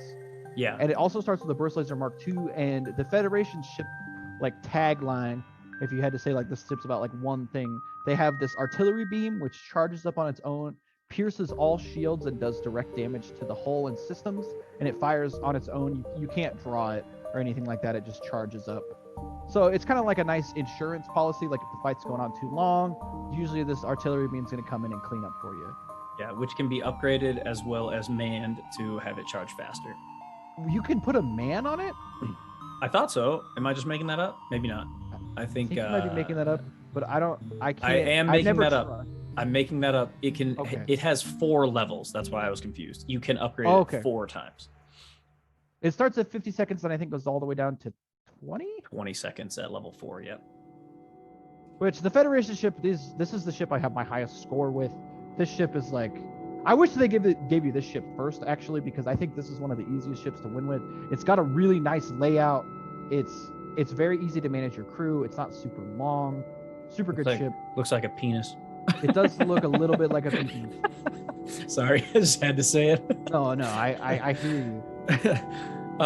I like this ship though. I didn't play too terribly many runs with it, but I pretty much was able to consistently make it to the end with this one, but I didn't have a whole lot of luck beating the flagship with this one. That's just because I'm not very good at the game though. The Federation ship slaps. It's super good. But and it so does. Next, I was just gonna say it does not start with any drones, but it is able to have 4 weapons from the beginning, which is very useful. Make a sick gunship. Yeah. And it starts with a burst laser Mark II, which is just like you're gonna keep that thing until the end of the game. Yeah, exactly. You can have it till the end of the game. So, did you unlock any of the Zoltan ships? No, I did not. Okay, so I can talk about this one. So the Zoltan ships are interesting because they come with Zoltan Shield, which is an augment that the first 5 hits of damage that you would take in a run automatically hit this before they hit anything. So you're kind of protected against like the opening salvo of anybody's ships. The Lanius ships, the Zoltan ships, not Lanius, I'm sorry, those will be next. So this Zoltan ship starts with 3 Zoltans, so you get 3 extra power right there. But the bad side about that is this ship starts with super low power, and it's not this one, but the next variant. It actually starts in a section of power where to each upgrade the reactor is actually 30 instead of 20, which is huge in the early game. Like that ends up costing you tons and tons of scrap. But you are super defensive, and you kind of just gotta be tricky about like with what you upgrade and what you decide to upgrade and how you move your Zoltans around. And this one actually has a really great weapon combo. It starts with the halberd beam, which is it seems like you're like, oh, I got a beam, I'm screwed. No, because the halberd beam does 3 damage per thing, and each layer of shields would take 1 damage away from that. So if they have 1 layer of shields like they normally would, it's going to deal 2 damage right away. So the halberd beam is super useful, super good weapon. The Zoltan ships are some of my favorites. That Zoltan shield just can't be beat. It's very strong. They're good ships, and I like their room layout. They have one of the rare rooms that has 4 airlocks on it, so you can vent the air very fast from one section of the ship, which is super beneficial. I was kind of bummed out that I didn't unlock this ship because I wanted to play with it because I think it seems pretty cool, but I didn't get good enough. It's not even get good enough. It is just like smashing your face into this space wall until you figure it out. Yeah. Plus, the layout A, you can change the name of your ships, by the way, but can? Yeah. I didn't know that. Yeah, you can rename them. Oh, you just blew my mind. Yeah, you can change it, but this one starts with the name of the Adjudicator, which is amazing. Yeah, it's fucking badass. I guess we haven't been mentioning the names. Like I said, you could change them. I don't think it's necessarily like, it's not gonna make or break it. So we're gonna keep going. This is not the order that you would have unlocked these ships by any means, but this is just the way that they appear on the ship select screen. So we'll move to the Lanius cruisers next. Okay, which I did not unlock. Oh, that's okay, because these ships are kind of donkey-ass. So the Lanius cruisers, they're interesting. Like they most of them come with, because they're all advanced edition content, so they come with clone bays, both of them. And this one actually comes with hacking, which is kind of nice. It starts with hacking, so that is super useful. Your starting crew is 1 human, 2 Laniuses, which already right there, that kind of makes it tough. Because basically, the way I run this ship is I vent all the oxygen other than where the pilot is. So I vent all the oxygen and just leave the rest of the ship with no oxygen except for where the pilot is. Just because the Laniuses are pain in the ass. Right, and they don't have to have any freaking oxygen through the whole ship, except for that 1 human crew member, right? Yeah, and a lot of the time, I don't know if you're looking at a picture of it, but like where the shield room is, that's where I'll keep my excess boys. Like, so I'll keep the shield, the hacking, like that way with oxygen. Right. And then I'll just the rest of the ship will have no oxygen in it. I've only done a couple runs with this, but I was able to win on my first try. Oh wow. This one does start with a chain laser, which is kind of good because the chain laser, as it shoots, it fires up faster the next time. Yeah, I like those ones. Yeah. And it starts with the ion stunner, which are good because it automatically stuns the people in that room. So it doesn't have like a bad weapon set. It's kind of the crew situation is just kind of clunky for me. It looks super cool though. The ship. It is itself. the B. If you look at the B variety, it is one of the sickest ships in the game. Oh yeah, I like that. I'm looking at it right now. That is pretty cool. Super sick. But okay, we'll keep going. So next we will move to the Mantis cruiser, which I also did not unlock. I love these ships because this is where boarding is your lock, stock, and trade, and it is super fun. So this ship starts with 3 Mantis, 1 NG. See, already there, I feel like they're tricking you because they should have started you with 1 more Mantis instead, because you got to pull somebody off of the system here. Oh, sure, yeah. Because you always want to be boarding with at least 2 people. And the one thing I love about this ship is the med bay is like right by the teleporter, so they don't have a long walk. And this also has Mantis pheromones, which increases all movement speed by 25%, I want to say. Oh, wow. Maybe so it makes them super fast. Yeah, your Mantis is essentially just like teleport across the ship. They're super fast. But it is a little lacking on the weapons. So it just has a basic laser, which is like the pew and a small bomb. But the small bomb is useful because you can use that bomb no matter how much shields they have to take out either their med bay or clone bay. And then from there, they're kind of like easy pickings with your teleporting your crew on there and dealing with them. Right. And the ship looks pretty cool. Looks like a Mantis. It does look cool. The B variety is super sick. The B variety too, just to mention, it's one of the only ships in the game that has a 4-person crew teleporter. So if you're boarding somebody with 4 Mantises, they're pretty much fucked. Yeah, there's not a lot super they can strong. do about it. Yeah, that is. But we won't spend time talking about that as much as I want to. Okay, next, the slug cruisers. Oh, renowned as being some of the worst ships in the game. Let's go. The first slug ship, which I know you said you could change the names, but I love that it's called the Man of War because it looks like a jellyfish. Yeah, it's awesome. But this ship can fucking lick my bridge. It is so bad. So this ship starts with 2 slugs, so that's not that big of a deal. 2 slugs is pretty good. But once you get to the weapons, that's where I'm like starting to kind of scratch my head. So it starts with the anti-bio beam, the breach bomb, and the dual laser. Dual laser is not bad. It shoots 2 laser beams. Breach bomb causes a little breach.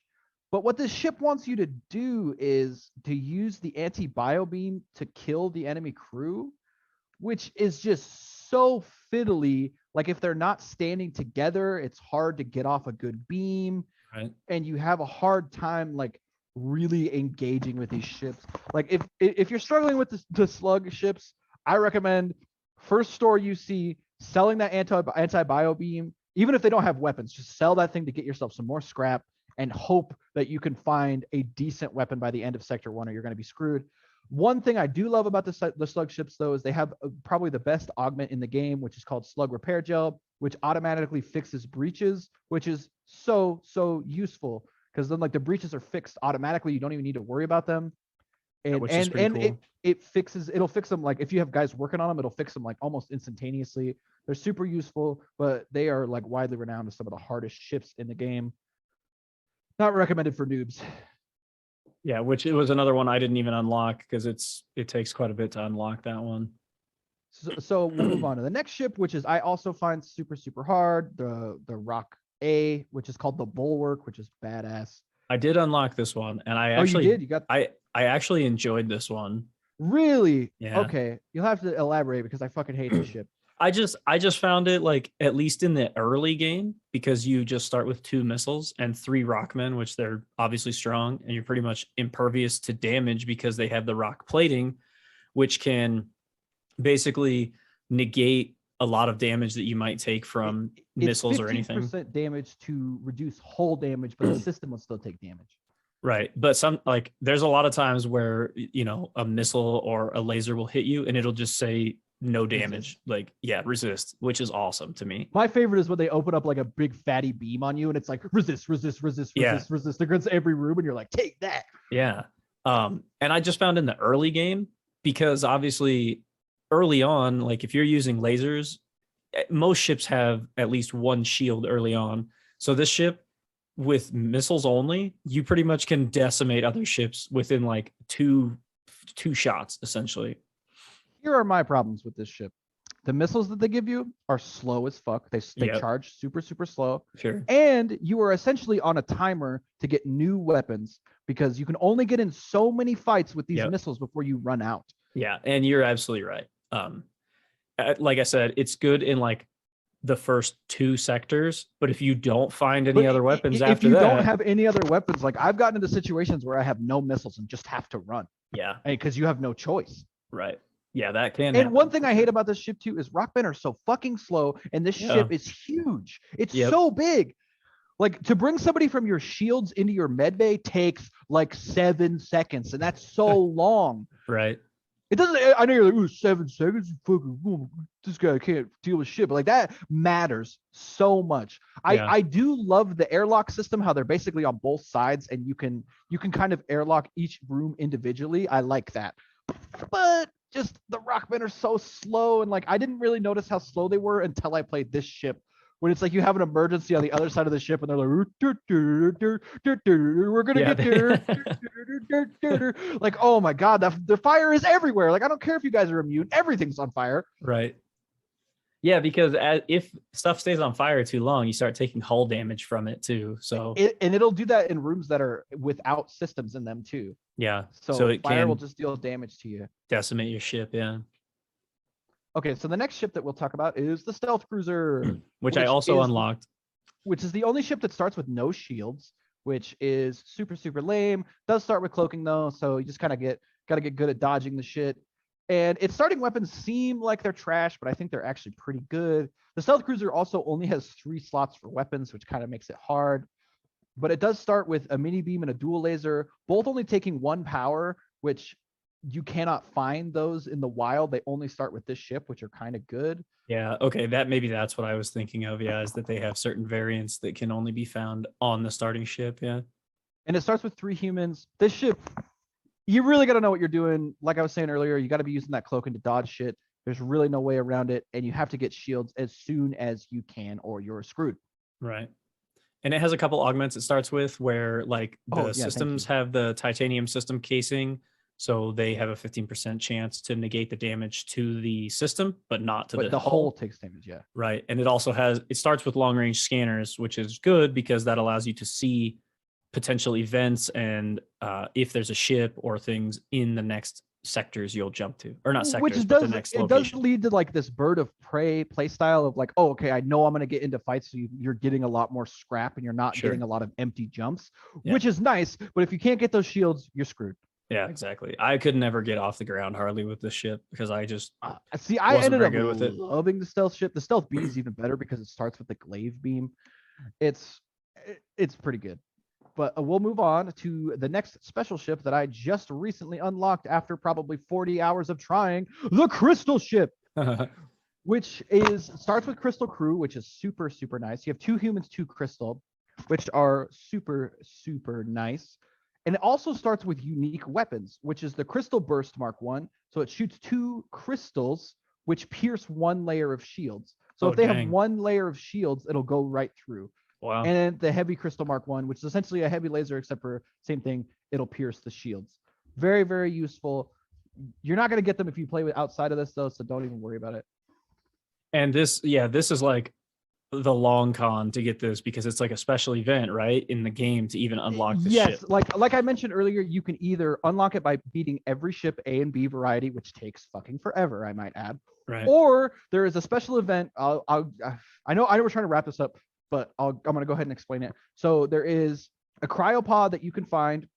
You collect it. You have to participate in a study to open the cryopod, releasing the crystal man that's inside. He becomes part of your crew.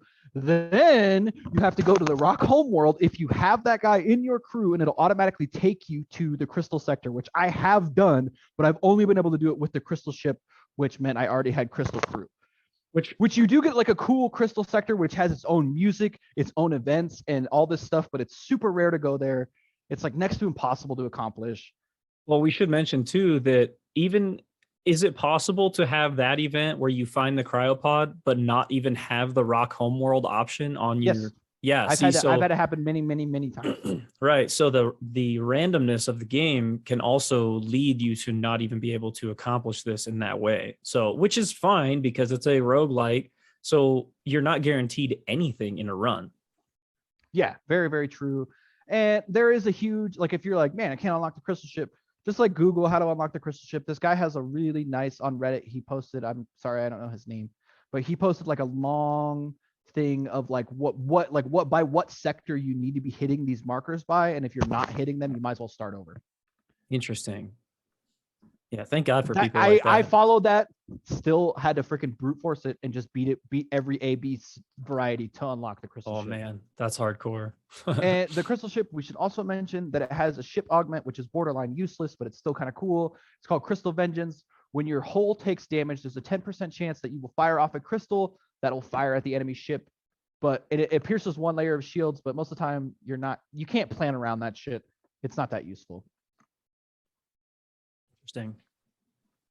So yeah, so that's pretty much all the A-type ships. I would love to talk more about it, but it's already getting kind of long here. So go ahead. Oh, I just was gonna say, yeah. So we should just mention too that we kind of mentioned this earlier that when you jump from location to location, you might get in a fight with another ship, or you're gonna get an event where you can either fight the enemy ship, maybe you have to send a crew member over there, maybe you have to. There's a ton of events that can happen in this game in any one scenario. But there are also events that are called blue events where you actually have to have a crew member of a specific race to even be able to do it. So if you don't have an NG crew member, something might come up that you can't actually do the blue event for because you don't have an NG crew member or etc. Any crew member. To correct you a little bit, it not always is necessarily crew. Sometimes it's weapons or subsystems. Sure. Yeah, that is a good Sometimes point. if you have like cloaking or mind control or hacking, there are certain things that you can do in those events as well. Right. Which is crazy. Again, looks shallow on the surface, but is an incredibly deep game in the long run. And we should also mention too, all the outcomes from blue options are good because there are some options, there are some events that are a dice roll, whether you pick yes or no. There are bad things that can happen on either side of that coin. Sure. But the blue option is always advantageous. There are none that are truly bad. There's one NG one where you're like, oh, I'm gonna send my NG over there, and he disappears, and you're like, fuck. But don't worry, he comes back as a better NG. It's cool. Yeah, which is those kind of things are very cool, and that makes it more advantageous to have different races of crew members. That way you can experience more of those events should they arise. Yeah, and you really want to be getting these blue options. There, a lot of the time it's like you'll get a weapon along with some scrap, or you'll get like a subsystem. A lot of them are like special things that you can only get through those events too. Like there are special events where you can get rock plating for your kestrel, or you can get like the titanium casting for your other ships, like stuff like that, or you can get mantis pheromones or that NG medbot dispersal. Like you can get those in other ships too. Yeah. Oh, you ready to talk about the main event? Yeah, I mean, yeah, let's talk about the if you should make it all the way to sector 8 and you have to fight the rebel flagship. Yes. So when you come into this final sector, the music here is some of my favorite in the game too. It is so good. It always gets me so hyped, and there is so much tension that happens here at this final sector. No matter how many times I play it, my heart is always racing. So the first thing that's going to happen is you encounter the Federation, and you talk to them, and you're like, hey, I know how to beat the flagship. If we beat the flagship, we'll destroy all the things. And so they give you 10 fuel, and they chart the sector for you, showing 3 repair points that you can go to give you extra scrap and will repair your hull for free. These can be in horrible spots that are totally useless and you can't get to at all. I kind of wish this was a little better planned out, because sometimes like all three of them will be right next to each other and you can just kind of hoover them up right at the beginning and get a bunch of extra scrap. Sometimes you can't use them at all. Sometimes they're like right by the base, so you can like fight the flagship first phase, jump out and heal, because this final fight is a marathon and those repair spots will go away. The sector is like closing in a circle from all directions, like as the rebels approach. Yeah. And so like each zone is getting kind of cordoned off to you each jump that you make. But what you're trying to do is make it to the Federation base. If you make it there before the flagship, you're good. If the flagship makes it there before you, if they have 3 turns unoccupied, like if you're not fighting them, they'll destroy the base and you lose. But that's not gonna happen. You're not a scrub. I've never had that happen to me. But what's gonna happen is you're gonna encounter the Rebel flagship, which, oh man, I love that it is the same every time. But the first couple times you encounter this guy, and when it surprises you, it is gonna obliterate you. Yeah. Yeah, So because go it's just an incredibly, up to this point, you haven't seen anything like this throughout the whole game. No matter what type of ship, nothing. You won't see something like it. It is huge. It has 4 layers of shields, 4 individual rooms for its weapons, which in this first phase, it has a triple ion, a triple laser, a triple missile, which is the most dangerous one and you always need to be worried about, and a huge heavy laser. Yep. And this first phase, when the ship is fully operational, it starts with hacking and cloaking. So those are like the 2 main things that it has. And it's always going to start the fight by cloaking. It's going to cloak right away. Which means your weapons will not charge to lock onto it. And depending on what they hack, I'll jump away. Because if they hack either your oxygen, your shields, or your weapons. That's a good point. See, me, scrub, never even really thought about that as an option. Oh, I've lost before. They hack your oxygen, and in one loop of hacking, it'll hack your oxygen down to 0. Yeah, that's a good point. See, that's stuff I didn't even know, and that's a great point. I always forget that you can run away and regroup and come back. Yeah, and depending on what gets hacked, I'll often jump away in the beginning. But like one way around that hacking is if you upgrade your oxygen to level 2, and when they're done hacking, you pump it up. It'll do just enough oxygen that it'll fix it so where they hack it again, it won't matter. Right. So my main strategy for fighting the flagship is always, because they have those 4 shields, and I think they have 12 or 13 crew, not counting the guys that are in each of the weapons. So they're going to be able to repair things like super fast. So I always hammer on the shields until I get them down, and then try and disable that missile launcher. Because if you don't have like a defense drone 1 or 2 or cloaking, those missiles are what's going to wreck you. Because I'm pretty sure they deal 3 damage a hit. So all 3 of them, that's 9 HP right there. That's going to take about a quarter of your health right there if all 3 of those are hitting you. Luckily, you probably have about 50 dodge chance, so you're more than likely 2 of them will miss you. Yeah, that's often how I approach the fight. Yeah, there's been a few times where that initial like salvo of missiles pretty much just beats me. Like immediately, I'm like, well, it hits my shields, it hits my engine, and it hits like my weapons, and I'm like, well, I'm just a sitting duck basically. and this game is really snowbally too. Like once you get weakened, you're likely to get weakened again and again and again and again. So assuming everything goes right, you fuck them up in the first phase, and we move on to the second phase, which I find to be the hardest phase. This is like, I call this one droney boys. This is drone phase 2. Right. So they have tons of drones that they're going to use on you. Luckily they don't have cloaking though, so they can't hide. They also will send a freaking boarding drone at you, which can be super fucking annoying because it'll land and immediately cause a breach. So even fighting him in the room that he lands in is not advantageous because you're dying to the loss of oxygen. Right? And this is also where they introduce the power surge concept, where it'll tell you like power surge incoming. And when that happens, it releases probably like 30 beam drones, I think. It's ridiculous. So many. Yeah, it's a ton. And I thought that I could circumvent this when I had hacking, So I hacked their drone center.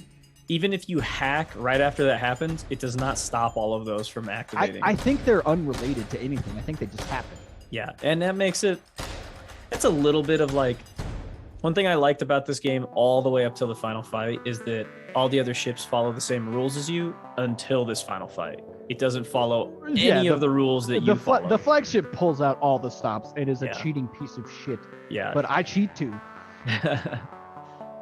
But this is also like if you have cloaking at this point and you see that power surge incoming and you have level 3 cloaking, just cloak and wait it out. Even if your weapons are fully charged, just let that drone phase end and then open back up on them. Right.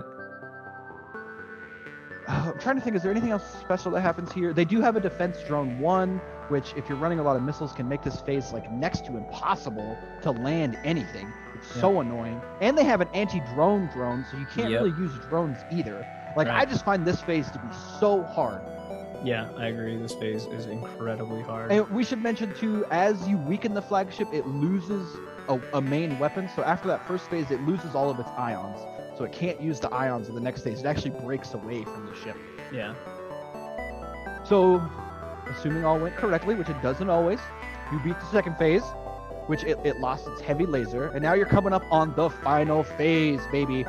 Which this final phase is also a pain in the ass because they have a like double thick Zoltan shield up that I'm pretty sure blocks 15 points of damage before you can even start to hurt them. But oh, don't worry. They're also going to be using more powerful mind control than you have access to on your crew. And they're going to be, if you haven't been like completely jacking up their shields, like what I always do is because you hammer on the shields, you're killing the crew that are in there usually. So they usually don't have a ton of crew to send, but they can send a bunch of crew teleporter guys to you, and they will send up to 8 people on your ship. I've had that happen before. Yeah, which is insane. Nutty, dude. It's almost impossible to deal with. You have somebody mind controlled. Like a lot of the time, if you don't have a lot of extra crew, this phase can just lose you the game. Not even necessarily because you're getting hit by their weapons, just because all of your crew are dead. Right. Yeah, and doesn't this one also do the? Is it this one that does the surge where it like just shoots all the little lasers at once? It shoots a bunch of heavy lasers. They deal 2 damage to you if they hit you. Which even if you have 4 shields, you're taking damage. Oh, it'll chunk you every time. There's the few times I've almost had a hitless run, this is where I get hit. Right here. Yeah. Is this fucking bullshit. And that power surge, we should mention, if their Zoltan shield is down for too long, instead of shooting the laser beams at you, it'll just rearm that Zoltan shield, which totally can screw you if you're so close to killing them. Yeah. Yeah, it's definitely a point of attrition at the very end, which it wasn't really preparing you for all game. So that's where I think it's obviously it's not impossible, but like the first time through when you encounter this ship, you're just like, what the hell is this? This is not, it doesn't play by any of the rules that I had to play by all game. I remember getting excited. I beat the first phase and it was like flagship just flew away and I was like, wait a minute. Well, I have to you're keep like, going? what? Right. Yeah. 3 times, like I said, definitely attrition and in the most difficult way possible because you might not get to repair your ship in between fights. And very rarely. I don't count on that at all. They get to, but they're getting weaker each phase. Sure. Well, kinda. It's mostly just changing its strategy. I feel like each phase. Well, you're right. It is changing its strategy, but like their offensive options are a lot less. Yeah. I mean, the missile launcher is that's what you're worried about. Is you're worried about that triple missile launcher every single time. You need to come in with a plan, either to crew teleport people in there to wreck it immediately, or to negate the damage with cloaking, or negate the damage with really high engines, or negate the damage with defense drone 1s. Like you have to have one of those pretty much. Like, or you're screwed because that missile launcher is the bane of my existence. The flagship could literally just be the missile launcher floating there, and I probably still lose. Yeah. Yeah, I put this in my notes too that like even on the easiest difficulty, this thing it can just overwhelm you in the first phase. Well, I mean, do you know what easy does? No. It just gives you 15% more scrap. That's the only difference. Oh wow, okay. Yeah, it's not turning down the enemies or anything like that. It is just giving you more scrap. That's it. Interesting. So I wouldn't even say easy is easy. Easy is like normal light. Like it's barely easier. Interesting. So with that, assuming all went right, you defeated the flagship. You get a nice little jingle, and you did it. And it'll give you your score of like what you did. And like I love some of the highlights of like, oh, dude, you had a crewman repair 57 times on this one. Right. Yeah, that's pretty cool. You had a crew defeat 57 opponents in combat. You had this guy shoot 500 weapon volleys. Like I love that stuff. I do like the little stats it tracks. Yeah, that's cool. I think your score is based on the amount of scrap you earned, the amount of points you jumped to, and the amount of hull damage you sustained. I don't know the number, but like my highest score was like 4,800. It's like the highest I got. And that was with the Osprey. Right. Which we should mention, you always get a score, even if you lose halfway through the game, it's going to score you either way. Yeah. So, Anything else? I don't have anything else. I mean, I know we've probably been talking for almost 2 hours now on this. Have we really? That one went by so fast. There is so much more I could say too. I was going to say, like I said, you could probably dedicate a show or podcast to this game because it is deep enough for that, because it's different every time. There's so many random things that can happen that we could do a faster than light side chat. Yeah. Right. No kidding. But yeah, I think I'm good on this game. Highly recommended for me. If you guys can't tell, super excited. Love this game. Had a great time playing it. I'm talking about it just makes me want to play it some more. Honestly, this game is super amazing. If you love roguelites and haven't played this, what are you doing with your life? Yeah, I would just play it. I mean, I would say that too. And again, too, the fact that there's a huge modding community around it just makes it pretty much, you can play it forever, basically, and not have the same game twice, which is awesome. If you love this game too, check out Into the Breach. I don't think it's near as good, but almost everything I've read online, people think I'm stupid. So, but that game is also pretty good. Subset games, these two dudes just knock it out of the park every time. They know what they're doing. They make pretty good shit.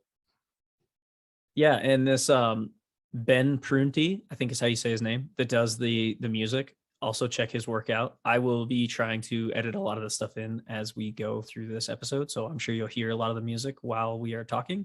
Yeah, dude, the music is just like banger after banger after banger. There's not a song in this game that's not good and doesn't fit the sector. Yeah, he does an incredible job. So definitely check out his work as well. So yeah, with that, this is kind of our first, like we said, foray into our Brothers in Arms series. So we'll be trying to cover more games in the future. Do we know what we're going to do next, Bo? I mean, we do. I guess we hadn't like fully decided, but I thought we were going to do Metro Exodus next. Yeah, I think we're going to cover Metro Exodus. What a switch up from like a freaking game from like 2012 to this. Keep everybody on their toes.